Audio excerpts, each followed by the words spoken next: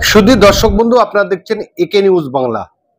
আপনারা জানেন আজ থেকে অনুমানিক 5 বছর আগে করোনা ভাইরাস ভারতবর্ষে এসেছিল এবং তার জন্য দায়ী করা হয়েছিল তবলিগ জামাতকে। যে দিল্লিতে তবলিগ জামাত এসেছিল সেই তবলিগ জামাতকে দায়ী করা হয়েছিল। মিডিয়া, সোশ্যাল মিডিয়া, বেশ কিছু ক্রীড়াবিদ, বেশ কিছু শুভবুদ্ধিপন্ন মানুষ তারা কিন্তু এই তবলিগ জামাতকে দায়ী করেছিল এবং প্রশাসন সেই তবলিগ জামাতের যিনি প্রধান ছিলেন মাওলানা সাদ সাহেব তাকে কিন্তু গ্রেপ্তার করার কথাও বলেছিল। কিন্তু দীর্ঘ 5 বছরে আইনের লড়াইয়ে তারা কিন্তু জয়ী হয়েছেন, তারা জিতে গিয়েছেন। তারা তাদেরকে বেকসুর বলেছেন ভারতবর্ষের সর্বোচ্চ আদালত। সেই জায়গায় আমরা দেখতে পাচ্ছি যে ভারতবর্ষের তথাকথিত মিডিয়া, যে মিডিয়াকে আমরা চতুর্থ স্তম্ভ বলে থাকি, সেই মিডিয়ায় কোনো খবর আমরা দেখতে পেলাম না যে আমরা যেগুলো বলেছিলাম 5 বছর আগে যে এই তবলিগ জামাত থেকে করোনা ছড়ানো হয়েছিল সেগুলো ভুল। সেই জন্য করে আমরা দেখতে পাচ্ছি ভারতবর্ষ তথা সারা দেশে আমাদের মিডিয়ার যে মান, সেই মান কিন্তু আস্তে আস্তে কমে যাচ্ছে। বিশ্বের দরবারে ভারতবর্ষের সংবাদ মাধ্যমের কোনো মূল্য আর থাকছে না। আমরা এই সমস্ত বিষয়ে কথা বলবো। আমাদের সঙ্গে রয়েছে মাওলানা মাহবুবুর রহমান নাদভী সাহেব এবং ফুরফুরা শরীফের পীরজাদা নওশাদ সিদ্দিকী সাহেব। তাবলিগ জামাত, ফুরফুরা, বেরেলি, আহলে হাদিস সেটা বড় কথা নয়। সরকারের ব্যর্থতা ঢাকার জন্য বারবারই মুসলমানদেরকে টার্গেট করা হয়, ঢাল করা হয়। কোনো ক্ষেত্রে এই যে করোনাটা হঠাৎ তো আসে যায়নি, ব্যর্থতা আছে। এই ব্যর্থতার দায় কার কাছে ঠেলতে হবে? স্বাস্থ্য দপ্তর সম্পূর্ণরূপে ব্যর্থ। সেই ইকুইপমেন্ট নেই, সেই পরিকাঠামো নেই এটাকে আটকানো। তো দায় ঢালার জন্য, দায়কে ঠেলার জন্য মুসলমান আছে, সুযোগ পেয়েছে। এই ক্ষেত্রে দিল্লির নিজামুদ্দিন মার্কাজ বলে যে প্রচার আছে তাদের লোকজনকে দিয়েছে। সেই সময় তাদের বিরুদ্ধে প্রায় 10-এর অধিক মামলা হয়েছিল। গতকাল জানতে পারলাম সমস্ত মামলা অর্থাৎ 5 বছর পরে তাদের খারিজ হয়ে গিয়েছে। অর্থাৎ তাদের বিরুদ্ধে যে অভিযোগটা উঠেছিল সেটা সম্পূর্ণ ভিত্তিহীন অভিযোগ। ব্যাপারটা হচ্ছে সাথে সাথে যারা রিয়াকশন করেছিল, তথাকথিত অনেক বামপন্থীরাও করোনা ছড়াচ্ছে বলে মুসলমানদেরকে দেখিয়ে দিয়েছিল, মুসলমানদের বিরুদ্ধে অনেক কথা বলেছিল। বিজেপি তো আছেই, বা ওই যারা এক্সট্রিম মাইন্ড নিয়ে চলে, যারা মুসলিম বিদ্বেষী, তারা মুসলমানদের বিরুদ্ধে অনেক কথা বলেছিল। তথাকথিত কিছু বামপন্থীরাও তাদের ট্যাপে পড়ে মুসলমানদেরকে অনেক নিয়ে অনেক বাজে মন্তব্য, এরা জাহেলান যা ভাষা পেরেছে মুসলমানদের বিরুদ্ধে দিয়েছিল। কিন্তু 5 বছর পরে কি দেখতে পেলাম? সম্পূর্ণরূপে মুসলিমদের উপরে যে অভিযোগটা উঠেছিল, দিল্লির মার্কাজের উপরে যে অভিযোগটা উঠেছিল, সেটা মিথ্যা অভিযোগ এবং সেটা যে এফআইআরগুলো খারিজ করেছে। এখন সেই সময় যারা হৈ হৈ করেছিলেন, মুসলমানদের বিরুদ্ধে লেখালেখি করেছিলেন, যে সমস্ত মিডিয়ার প্রপাগান্ডা চালিয়েছিল, মুসলমানদেরকে আপনার মূল দোষী হিসাবে চিহ্নিত করার চেষ্টা হয়েছিল, তারা আজকে কলম লিখেছেন, তারা আজকে কটা আর্টিকেল লিখেছেন, তারা কটা বাইট দিয়েছেন, দেখলে দেখা যাবে তারা আজকে সব চুপ করে আছেন। 5 বছর আগে হৈ হৈ করলেও 5 বছর পরে 5 বছর টাইম লেগে গেল নিজেকে নির্দোষ প্রমাণ করতে বা নিজেদেরকে।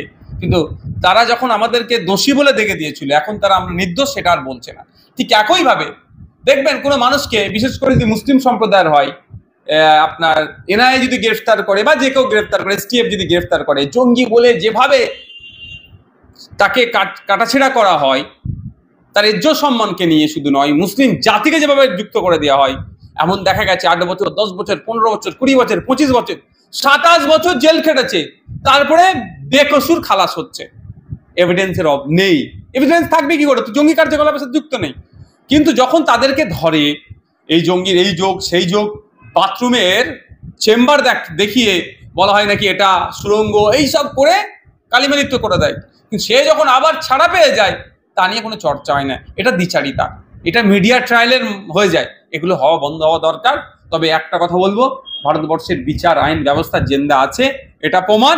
5 বছর আগে মার্কাজের নামে অপবাদ দিলেও, যদিও আমি বলে রাখি আমাদের ইসলাম ধর্মে, আমি ইসলাম ধর্মের একজন অনুসারী, আলাদা আলাদা থ্রট আছে, প্র্যাকটিসের আলাদা আলাদা মাধ্যম আছে। আমি তাবলিগ জামাত যে প্র্যাকটিস করে সেই প্র্যাকটিস আমি করি না। আমরা আহলে সুন্নাত জামাতের যে দাদা হুজুর পীর রহমাতুল্লাহ আলাইহি যেটা প্র্যাকটিস করে গেছে তার উপরে আমি প্র্যাকটিস করি। কিন্তু যেটা অন্যায় সেটা আমাকে বলতে হবে। তাবলিগ জামাতের মানুষদের সাথে যেভাবে বিচারিতা করা হলো, এটা শুধু তবলিগ জামাত বলে না, মুসলিম সম্প্রদায়কে লক্ষ্য করে করা হয়েছিল। এটা বন্ধ হয়েছে আইন বিচার ব্যবস্থার জন্য। আইন বিচার ব্যবস্থা এখনো জেন্দা আছে। 5 বছর আগের অভিযোগ অন্তত 5 বছর পর হলেও সম্পূর্ণরূপে মিথ্যাচার ছিল, মিথ্যা অভিযোগ ছিল, সেটা প্রমাণিত হলো। সুতরাং আমাদের প্রত্যেককে বিচার ব্যবস্থা, আইনের প্রতি আস্থা রাখতে হবে। আইন, সংবিধান, বিচার ব্যবস্থার মাধ্যমেই আমরা মাথা তুলে বেঁচে থাকবো। আজকে যখন তারা বেকসুর খালায়, তারা নির্দোষ যে অভিযোগগুলো আনা হয়েছিল সেগুলো সব মিথ্যা, আজকে কোনো মিডিয়ায় আমরা দেখতে পাচ্ছি না। এটা দুঃখজনক ব্যাপার। তখন ব্যাপারটা হচ্ছে এটাই, যখন কালিমালিপ্ত করতে হবে সেই জন্য রেড়ে করে ওঠে, এটা মিডিয়া ট্রায়াল বলে। আর যখন সত্য প্রমাণিত হয়ে যাবে তারা দুটো শব্দ খরচ করবে না।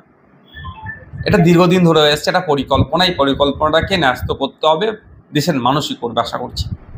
যে ঘটনাটা ঘটানো হয়েছিল, যেটা রটানো হয়েছিল, বলা হয়েছিল, সমস্ত শক্তি, সমাজ বিরোধী বলুন আর ইসলাম বিরোধী বলুন আর কোরআন বিরোধী এবং রসুল আল্লাহ বিরোধী বলুন, সকলের মানে ইচ্ছা হলো, চাহিদা ছিল, এটা ছিল যে এই দাওয়াতে তবলিগ যেটা 100 বছর অতিবাহিত হয়ে গিয়েছে এবং মুহাম্মদুর রাসূলুল্লাহ সাল্লাল্লাহু আলাইহি সাল্লাম জামানা থেকে চলে আসছে, সাহাবারা, তাবে তাবিনরা, ওলামায়ে কেরামরা, সুলাহায়রা যে মেহনত করেছিলেন মানুষকে ভালো করার জন্য, মানুষকে রাহে নিয়ে আসার জন্য, মানুষদেরকে, বান্দাদেরকে রবকে চেনানোর জন্য যে ফিকির করেছেন, চিন্তা ভাবনা করেছিলেন, এইভাবে করে যারা সমাজ বিরোধী, যারা মানে ইসলামের শত্রু বা মুসলমানের শত্রু, কোরআন এবং হাদিসে তারা শত্রু, তারা চিন্তা ভাবনা করেছিল যে এই দাওয়াতের তবলিগের কাজ যদি প্রসার হয়, পৃথিবীর কোনায় কোনায় যদি ছড়িয়ে যায়, তাহলে এর জন্য কি হবে, আমাদের আর ডাল গলবে না, আমাদের আর কোনো কিছু আর হবে না, আমরা সব, আমাদের ধর্ম, আমাদের দিন শেষ হয়ে যাবে।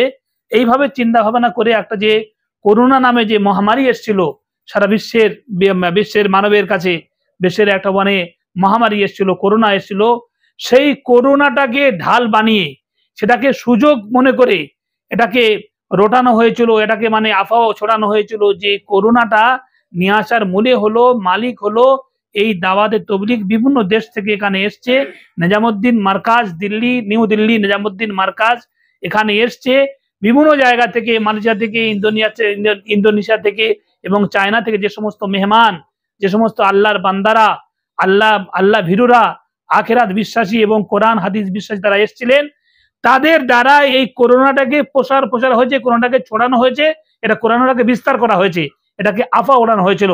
বড় দুঃখের সাথে বলতে হচ্ছে, বড় দুঃখের বিষয়, সমস্ত মিডিয়া এবং সমস্ত মানে পত্র পত্রিকা থেকে লেখা হয়েছিল যে নিজামুদ্দিন থেকে এবং মাওলানা সাদ সাহেবের দ্বারা দিয়ে, হযরতজি সাদ সাহেব দামাত বারকাতুহুমের দ্বারায় এই করোনাটাকে মানে ভারতবর্ষের কোনায় কোনায় ছড়িয়ে দেওয়া হয়েছে, এটা সবাই উঠে পড়ে লেগেছিল। এবং এই ক্ষেত্রে কি করা হয়েছিল, বিভিন্ন মানুষের নামে কেস করা হয়েছিল, কেস মানে মোকদ্দমা, মামলা মোকদ্দমা করা হয়েছিল। 5 বছর কেস চলার পরে এবং আমাদের যিনি সারা বিশ্বের যিনি হলেন জিম্মাদার, আমির, রাহবার, তানার উপরে কেস করা হয়েছিল, মোকদ্দমা করে দেওয়া হয়েছিল যে তানাকে গ্রেফতার করা হবে, তানাকে ধরা হবে, আর এই দাওয়াতের তবলিগের কাজটাকে শেষ করে দেওয়া হবে, এটাকে আগুনটাকে, এই প্রজ্বলিত প্রদীপটাকে লিভিয়ে দেওয়া হবে, চিন্তা ভাবনা তারা করেছিল। কিন্তু বড় দুঃখের সাথে বলতে হচ্ছে, আজকের 5 বছর পরে সেই সমস্ত মানুষদেরকে, সেই সমস্ত বন্ধুদেরকে, সাথীদেরকে, আল্লাহ ভীরুদেরকে যখন বেকসুর খালাস করে দেওয়া হয়েছে, নির্দোষ সাব্যস্ত করে দিয়েছে কোর্ট, মহামান্য কোর্ট যখন মানে তাদেরকে সাব্যস্ত করে দিয়েছে যে এদের কোনো দোষ নেই, এদের দ্বারা কোনো রকমে কোনোভাবে এদের দ্বারায় করোনা মানে ছড়ায়নি বা করোনা বিস্তার হয়নি, এই মহামারী আসেনি, এটা যখন করে দেওয়া হয়েছে, আজ পর্যন্ত সমস্ত media, electronic media, social media এবং পত্র পত্রিকা সব নিশ্চুপ হয়ে গিয়েছে, চুপ হয়ে গিয়েছে। আর একবারও তারা বলছে না যে আজকে আমাদের যে কথাটা বলেছি, যে বয়ানটা দিয়েছি, যে আফওয়াটা ছড়িয়েছিলাম, যে অপপ্রচার করেছিলাম, আমাদের ভুল ছিল, তারা বলছে না। কেন বলবে তারা? এই জন্য তারা বলছে না। তারা বললে তাদের দোষ ত্রুটি, তাদের মানে হাকিকাত, তাদের মানে আসলিয়াতটা মানুষের সামনে উন্মুক্ত হয়ে যাবে, বিশ্বের সামনে মানে প্রকাশ হয়ে যাবে, ওই জন্য তারা চুপচাপ মেরে আছে। ওই জন্য করে এই মানে এই মিডিয়ার মাধ্যম দিয়ে আমি সমস্ত বিশ্ববাসীকে, সমস্ত মানবকে জানাতে চাই, বলতে চাই যে দাওয়াতে তবলিগ, যে দাওয়াতে তবলিগের মেন উদ্দেশ্য হলো আসমানের উপরের কথা বলে, জমিনের নিচের কথা বলে, এর মাঝখানের কোনো কথা বলে না। এরা সর্বসময় আল্লাহ, সর্বসময় আখিরাত নিয়ে কবর নিয়ে, হাসর নিয়ে, মাহশার নিয়ে এরা কথাবার্তা বলে।